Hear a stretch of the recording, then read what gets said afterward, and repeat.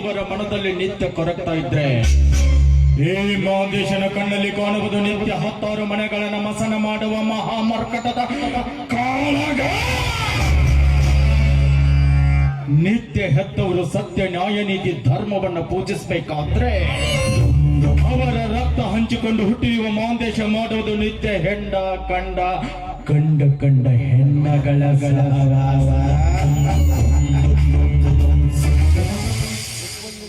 ಹೆತ್ತವರಿಗೂ ಹೆತ್ತ ಮಕ್ಕಳಿಗೂ ಎಷ್ಟೊಂದು ಅಂತರ ಅಲ್ವಾ?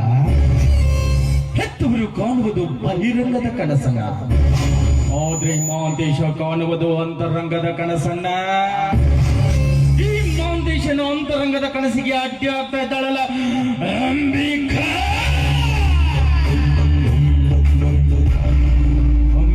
ನಾನು ಕಣ್ಣಿಟ್ಟ ಕನ್ಯಾಮಣಿ, ಅವಳನ್ನು ತಕ್ಕಿಸಿಕೊಳ್ಳಬೇಕೆಂಬ 3 ವರ್ಷದ ಬಯಕೆಯನ್ನು ಇವತ್ತು ತೀರಿಸಿಕೊಳ್ಳಕ ಬೇಕಾ ಅಂಬಿಕಾ?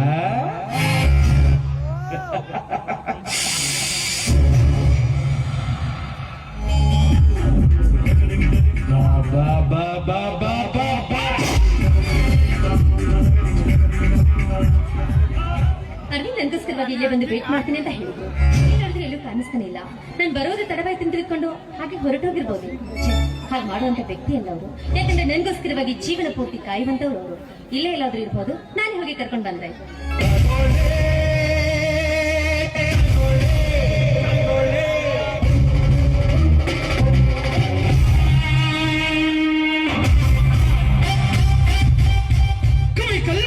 ಕಣ್ಣಂಚಲ್ಲಿ ಕಲ್ಲೊಂದನ್ನ ಕೆತ್ತಿ ಆ ಕಲ್ಲನ್ನ ಸಿಲೆ ಮಾಡಿ ಆ ಸಿಲೆಗೊಂದು ಓಲೆ ತೊಡಿಸುವ ಕಲೆಗಾರ. ಈ ಕಲೆಗಾರನ ಕಣ್ಣು ಕುಕ್ಕುವಂತೆ ಈ ಶಿಲೆಯನ್ನ ಸೃಷ್ಟಿಸಿದ ಶಿಲ್ಪಿ. ಆ ಶಿಲ್ಪಿಗೊಂದು ನಮನ, ಈ ಶಿಲೆಗೊಂದು ಅಂಬಿಕಾ. ಈ ಕಲೆಗಾರನ ನೋಡಿ ಎದೆಯಲ್ಲಿ ಭಯ ಹುಟ್ಟಿದ. ಭಯ ಪಡ್ಲಿಕ್ಕೆ ನಾನಿನ್ನು ದಿಕ್ಕಿಡಿ ಹಕ್ಕಿಲ್ಲ ಮಿಸ್ಟರ್ ಮಂತೇಶ್. ಹೆತ್ತವರ ಆಶ್ರಯದಲ್ಲಿ ಅನ್ನ ತಿಂದು ಬದುಕಿರುವ ಬಲವುಳ್ಳ ಹಕ್ಕಿನ. ಆಕಾಶದಲ್ಲಿ ಹಾರಾಡುತ್ತಿರುವ ಹಕ್ಕಿಗಳನ್ನು ಕಂಡು ಅವುಗಳ ರೆಕ್ಕೆಯನ್ನು ಕುಕ್ಕಲಿಕ್ಕೆ ಪ್ರಯತ್ನ ಪಡುತ್ತಿರುವ ನಿನ್ನಂತರನ ಹದ್ದುಗಳ ರೆಕ್ಕೆಯನ್ನು ಕತ್ತರಿಸಾಕ್ಲಿಕ್ಕೆ ಹುಟ್ಟಿರುವ ಹಠಮಾರಿ ಹಕ್ಕಿ ನಾನು. ಮಿಸ್ಟರ್ ಮಂತೇಶ್, ನಾನು ನಿಮ್ಮನ್ನ 3 ವರ್ಷಗಳಿಂದ ನೋಡ್ತಾನೆ ಇದ್ದೀನಿ. ಮಾತಿಗೆ ನನ್ನ ಮೇಲೆ ನಿಮ್ಮ ಕಾಮದ ದೃಷ್ಟಿಯನ್ನ ಬೀರ್ತೀರಾ. ನಾನು ನಿಮ್ಮ ಆದಿನ ಮಾಡ್ಕೊಳ್ಳಕ್ಕೆ ಪ್ರಯತ್ನ ಪಡ್ತೀರಾ. ಯಾಕೆ ನಿಮ್ಮಲ್ಲಿ ಇಂತಹ ದುರಾಸೆ? ಇಷ್ಟಕ್ಕೂ ಈ ನಿಮ್ಮ ಮಾತಿಗೆ ಮನ್ನಣೆ ಕೊಡಬೇಕು ಹೆಣ್ಣು ನಾನಂತ ನೀವು ಭಾವಿಸ್ಕೋಬೇಡಿ. ನಿಮ್ಮ ದೃಷ್ಟಿಯಲ್ಲಿ ಹೆಣ್ಣೆಂದ್ರೆ ಏನಂತ ತಿಳ್ಕೊಂಡಿದ್ದೀರಾ? ಬಾಜಾರದಲ್ಲಿ ಇಟ್ಟು ಮಾರುವ ಹಣ್ಣು ಅಂತ ತಿಳಿದಿದ್ದೀರೋ, ನೀವು ನಡೆದಾಡುವ ಕಾಲಿನ ಧೂಳು ಅಂತ? ಇಲ್ಲ, ಜರ್ಮನಿ ಬೋಗಾನಾಗ ಹಾಕಿಟ್ಟಿರುವ ಬೆಣ್ಣೆ ಅಂತ. ಆ ಬೆಣ್ಣೆ 3 ವರ್ಷದ ಹಿಂದೆ ಪವಿತ್ರವಾದ ಹಾಲಾಗಿತ್ತು. ನಾನು ಒಂದು ಹನಿ ಹೆಪ್ಪ ಬಿಡೋಣ ಅನ್ಕೊಂಡಿದ್ದೆ. ಆದ್ರೆ ನನ್ನ ಮಗ ಅರವಿಂದ ಪ್ರೀತಿಯನ್ನು ಹೆಪ್ಪಾಕಿ ಮೊಸರು ಮಾಡಿ ಮಜ್ಜಿಗೆ ಕಟ್ಟದ ತಗದ ಬೆನ್ನಿ ಮಾಡ್ಯಾನ.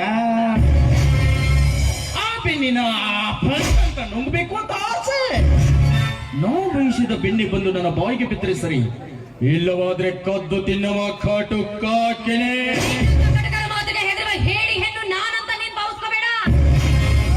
ಕದ್ದು ತಿನ್ನುವ ಜಾತಿಯ ಬೆಕ್ಕು ನೀನಾದ್ರೆ ಬೆಣ್ಣೆಯ ಮೇಲೆ ಮುಚ್ಚಳ ಪಾತ್ರೆಯ ಮುಚ್ಚಳ ತುಂಬಾನೇ ಭದ್ರವಾಗಿದೆ. ಮಾತ್ರ ನಿಲಕದಿರುವ ಬೆಣ್ಣಿಗೆ ಕೈ ಹಾಕಿದ ನಿನಗೆ ಸಿಗೋದು ಬೆಣ್ಣೆ ಅಲ್ಲ, ಮೈ ತುಂಬಾ ಬೆತ್ತದ ಬರೆಗಳು. ಅದಕ್ಕೆ ನಿನಗೆ ರಣಚಂಡಿಯಾಗಿ ಎಚ್ಚರಿಕೆ ಕೊಡ್ತಾ ಇದ್ದೀನಿ, ಸ್ವಲ್ಪ ಎಚ್ಚರದಿಂದ ನನಗೆ ಎಚ್ಚರ ಹೇಳುವ ಹುತ್ತರ್ ರಣಚಂಡಿ. ನೀನು ಕೊಡುವ ಬೆತ್ತದ ಬರೆಗಳಿಗೆ ಹೆದರ್ಕೊಂಡು ಓಡಿ ಹೋಗೋದಕ್ಕೆ ನಾನೇನ ಆರ್ಡಿನರಿ ಮನುಷ್ಯ ಅಲ್ಲ. ರಾಜವಂಶದಲ್ಲಿ ಹುಟ್ಟಿದ ರಾಜವಂಶದ ಕೊಡೆ. ಆಪ್ಟಾಲವನ್ನ ಹೆಣ್ಣು ಹೊಳಾಲೆ ನೀನ. ವಿಷದ ಅಕ್ಷರಗಳಿಂದ ನುಡಿಯದಿರು ನಿನಗೆ ಕೆಟ್ಟ ಜಾತಿಯ ಹುಳುಗು ಅಂತ. ಒಂದ್ಸಾರಿ ಹೆಣ್ಣಿನ ಇತಿಹಾಸದ ಪುಟವನ್ನ ತಿರುವಿ ನೋಡು. ಹೆಣ್ಣು ಏನು ಅಂತ ನಿನಗೆ ಚೆನ್ನಾಗಿ ಅರ್ಥವಾಗುತ್ತೆ. ಹಿಂದೆ ಅಮೃತ ಯುಗದಲ್ಲಿ ವಿಶ್ವಾಮಿತ್ರನೆಂಬ ಮಹಾಋಷಿ ತಾನೊಬ್ಬ ಶ್ರೇಷ್ಠ ಅಂತ ಮೆರೆದಾಡ್ತಾ ಇದ್ದ. ಆದ್ರೆ ಮೇನಕೆ ಒಂದು ಹೆಣ್ಣಿಗೋಸ್ಕರವಾಗಿ ಮಣ್ಣು ಮುಕ್ಕಿ ಹೋದ. ತ್ರೈತಯುಗದಲ್ಲಿ 10 ತಲೆನ ಹೊತ್ತಿದ ರಾವಣ ತಾನೇವ ಶ್ರೇಷ್ಠ ಶಿವಭಕ್ತ ಅಂತ ಮೆರೆದಾಡ್ತಾ ಇದ್ದ. ಆದ್ರೆ ಸೀತೆ ಎಂಬ ಒಂದು ಹೆಣ್ಣಿಗೋಸ್ಕರವಾಗಿ ಮಣ್ಣು ಮುಕ್ಕಿ ಹೋದ. ತಾನೇ ಒಬ್ಬ ಬಾಹು ಬಲ ಮೇಳ್ತಾಡ್ತಾ ಇದ್ದ ದುಷ್ಟ ದುಶ್ಯಾಸನ. ಆದ್ರೆ ದ್ರೌಪದಿ ಎಂಬ ಹೆಣ್ಣಿಗೋಸ್ಕರವಾಗಿ ಮಣ್ಣು ಮುಖಿ ಹೋದ. ಇದು ಈ ಕಲಿಯುಗದಲ್ಲಿ ಎಷ್ಟು ಜನರು ಆಸ್ತಿ ಅಂತಸ್ತು ಐಶ್ವರ್ಯಗಳ ಕಳೆದುಕೊಂಡು ಬೀದಿ ಭಿಕಾರಿಗಳಾಗಿದ್ದಾರೆ. ಅದು ಕೇವಲ ಒಂದು ಹೆಣ್ಣಿಗೋಸ್ಕರವಾಗಿ. ನೀನೊಂದು ನರಬಸವು. ನೀನ್ ಮುಂದೆ ಈ ಮಾತನ್ನ ತಿಳಿಸಿರೋದು ತುಂಬಾನೇ ದೂರ ಉಳಿತು. ಅದಕ್ಕೆ ಮರ್ಯಾದೆ ಕೊಟ್ಟು ಹೇಳ್ತಾ ಇದ್ದೀನಿ, ಐ ಸೇ ಗೆಟ್ ಔಟ್.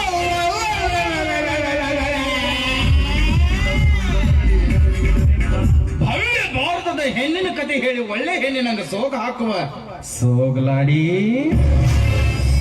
ಅದೇ ಇತಿಹಾಸದ ಹೆಣ್ಣಿನ ಕಥೆಯನ್ನು ಒಂದ್ಸಾರಿ ನಾನು ಹೇಳ್ತೇನೆ, ಕೇಳಿಸ್ಕೋ.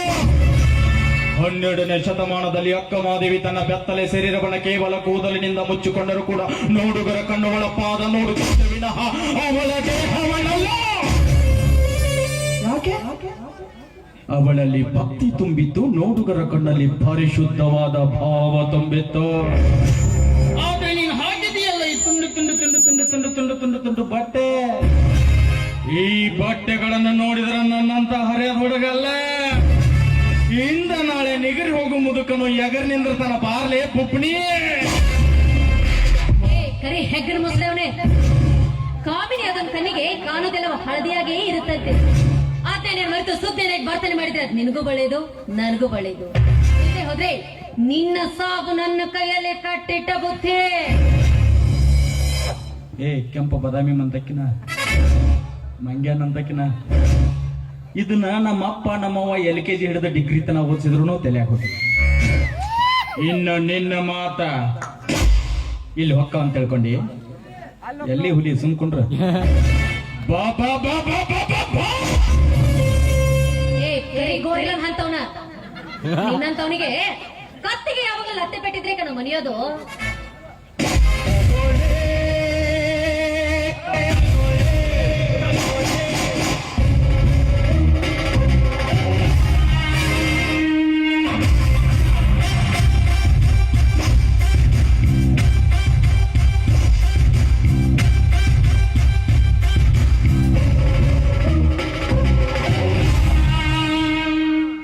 ಹೆಣ್ಣಿಗೆ ಹೊಡೆದಾಕಿ ಜೊತೆ ಸೆಲ್ಫಿ ಹೊಡ್ಕೊಂಡ ಮೂರೂ ಬಿಟ್ಟು ಮಗನ.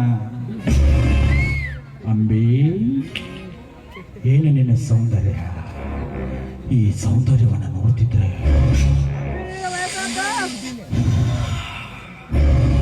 ಕನಸು ಕಾಣಬೇಕು ಅನ್ಸುತ್ತೆ.